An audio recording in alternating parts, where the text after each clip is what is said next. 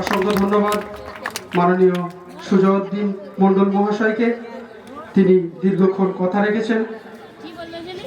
এরপরে আমাদের মূল্যবান ব্যক্তি আমাদের মধ্যে উপস্থিত হয়েছে, তাদের মূল্যবান সময় আমাদেরকে দিয়েছেন। অসংখ্য ধন্যবাদ। দ্য পলিটিক্যাল নিউজের কর্ণধর নাফিস আনসারী মহাশয় একটু কথা রাখার জন্য তাকে বলবো।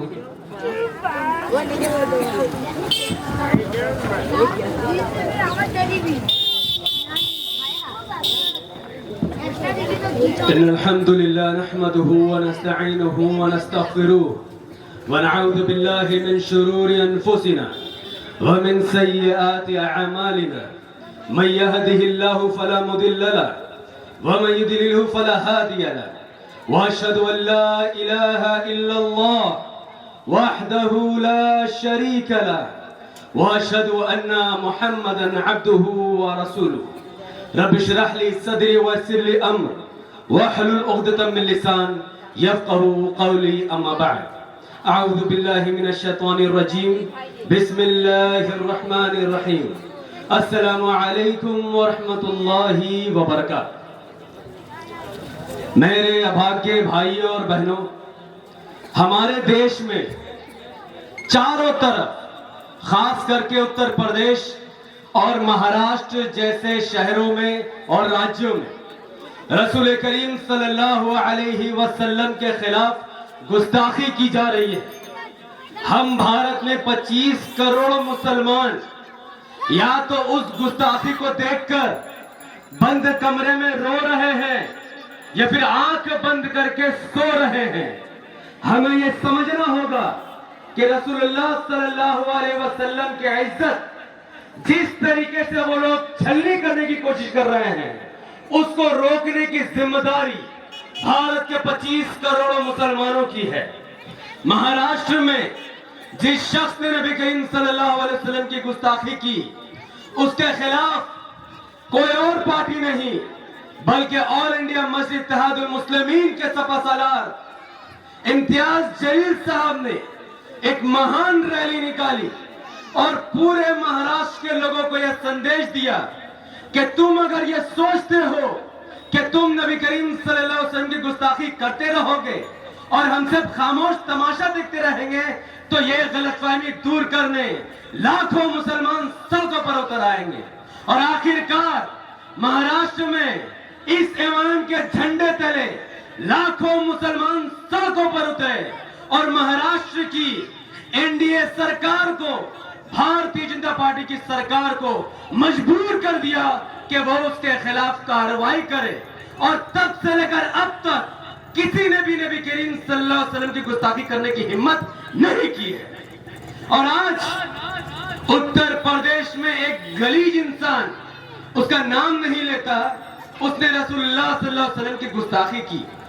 वो उसको अहंकारी कहता है, वो रसूलुल्लाह सल्लल्लाहु अलैहि वसल्लम के चरित्र पर उंगली उठाता है।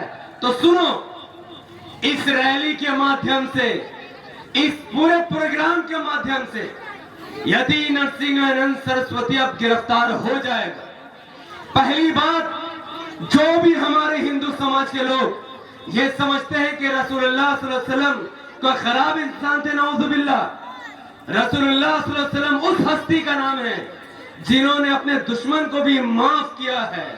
उस हस्ती का नाम है जिन्होंने जंग के मैदान में बेकसूर लोगों से लड़ाई करने को मना किया है।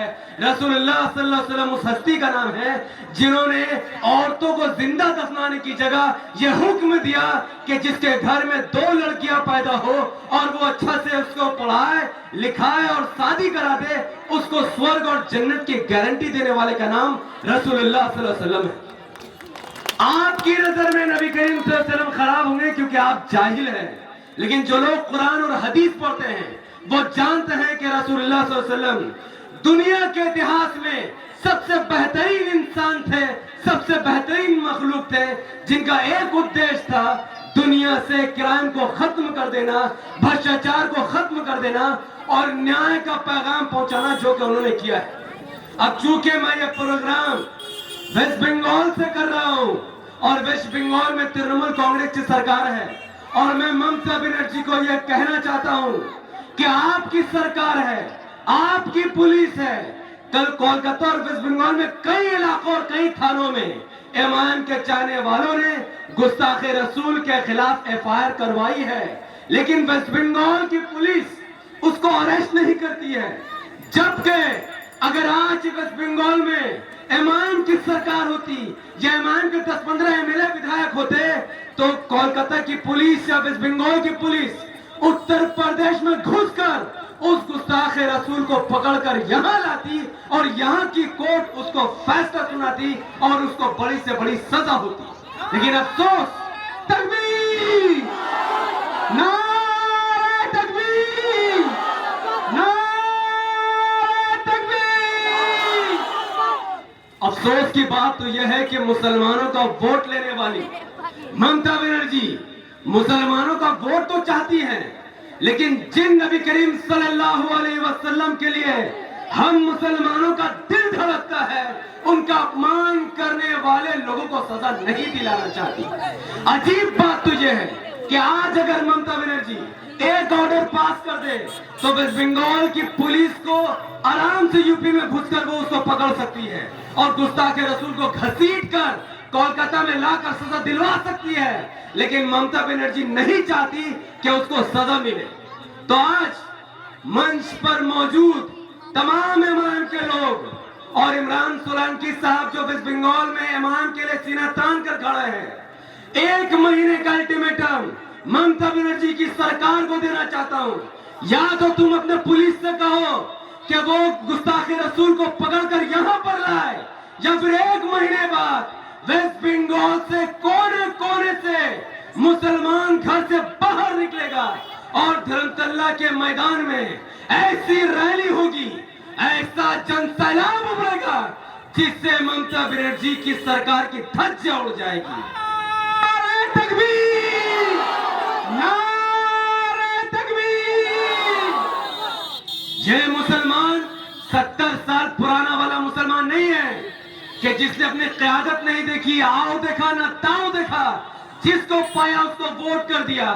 आज अल्लाह के रहमो करम से मुस्लिम कम्युनिटी के पास, भारत के पास एक अजीम पार्टी मौजूद है जिसका नाम है एमआईएम। भारत में जहां जहां मुसलमानों के साथ गलत होगा, दलितों के साथ गलत होगा, अन्याय होगा, वहां इमाम खड़ी होगी। अगर टीएमसी या कांग्रेस मुसलमानों के लिए या देश के लिए काम नहीं करेगी तो देश का मुसलमान भी उसको वोट नहीं करेगा। अफसोस की बात तो यह है कि गुस्ताखी करने वाला बाहर घूम रहा है और आवाज उठाने वाला मुसलमान जेल के अंदर बंद है। कितने सोशल मीडिया एक्टिविस्ट जो मुसलमान हैं और जो गुस्ताखी करने वालों को जवाब दे रहे थे, उत्तर प्रदेश में, गुजरात में, महाराष्ट्र में, इवन कई इलाकों में उनको जेल में भर दिया गया है। जबकि वहां पर कांग्रेस का, मुसलमानों का वोट लेने वाला कांग्रेस भी है, मुसलमानों का वोट लेने वाले और पार्टियां हैं, लेकिन कोई उनकी मदद को तैयार नहीं है। और हमें Congress, TMC, RJD, JDU, SP, BSP किसी की मदद की जरूरत नहीं है। अगर गुस्ताखे रसूल के लिए यहां पर हूं और जवाब दे रहा हूं तो अल्लाह हमारे लिए काफी है। हस्बुनल्लाह व निअमल वकील। नारे तकबीर, नारे तकबीर, अल्लाहू अकबर। जंग चल रही है इजराइल और फलस्तीन में, मारे जा रहे हैं मुसलमान, लेकिन भारत के अंदर, भारत के कई राज्यों की पुलिस मुसलमानों को पकड़ पकड़ कर जेल भर रही है। मैं उन पुलिस वालों से कहना चाहूंगा, अपने कान खोलकर सुन लो और समझ लो अच्छे से, भारत का हर मुसलमान फलस्तीन के साथ खड़ा है, खड़ा था और खड़ा रहेगा। नारे तकबीर, अल्लाहू अकबर, नारे तकबीर, अल्लाहू अकबर, फिलिस्तीन जिंदाबाद, फिलिस्तीन जिंदाबाद। हम सब फलस्तीन के साथ हैं, लेकिन भारत का कोई मुसलमान ना हमास के साथ खड़ा है, ना हिजबुल्लाह के साथ खड़ा है और ना किसी संगठन के साथ खड़ा है। भारत का मुसलमान चाहता है कि फलस्तीन के साथ न्याय हो, फलस्तीन को अपना दर्जा मिले और इजराइल जिस तरीके से जंग लड़कर मासूम बच्चों, माँ बहनों का खून बहा रहा है, उसको रोका जाए। तो अगर कोई पुलिस वाला एक मुसलमान को सिर्फ इसलिए अरेस्ट करता है क्योंकि उसको लगता है कि हम आतंकवाद के साथ हैं, तो वो पुलिस वाला का दिमाग में गोबर भरा हुआ है और वो गोबर संघ परिवार ने उसके दिमाग में डाला है। अगर तुमने किसी भी मुसलमान को पकड़ा, उसको अरेस्ट किया, हैरेस किया, सिर्फ इस बुनियाद पर कि वो आतंकवाद के साथ है, तो सुन लो, वो आतंकवाद के साथ नहीं है, वो हमास के साथ नहीं है, वो हिजबुल्लाह के साथ नहीं है, वो सिर्फ फलस्तीन के मासूम नन्हे नन्हे बच्चे, मासूम औरतें और मर्दों के साथ है, फलस्तीन के मुसलमानों के साथ है। और अगर तुम इसी तरीके से कार्रवाई करते रहे तो वो दिन दूर नहीं है। कान खोलकर सुन लो, आज अगर ऐमान का सिर्फ एक सांसद है, अगर ऐमान के कुछ राज्यों में अगर विधायक है, आने वाले 10 सालों में वेस्ट बंगाल हो, गुजरात हो, महाराष्ट्र, उत्तर प्रदेश हो, बिहार हो, झारखंड हो, एआईएमआईएम के समर्थन से सरकार बनेगी, एआईएमआईएम का राज चलेगा, पूरे भारत में स्कूल, कॉलेज, हॉस्पिटल बनेगा और उन पुलिस वालों के साथ नंगा नाच होगा जिन्होंने सरकार की दलाली में आकर कई मुसलमानों की जिंदगी को खराब कर दिया है। बस यही मैं अपनी बात को खत्म करता हूं कि यह भारत मेरा है और मैं इस भारत का हूं, और जो भी भारत में हिंदू और मुसलमान की लड़ाई लगाना चाहता है, चाइना और पाकिस्तान की दलाली करता है, वो भारत का गद्दार है। बात खत्म।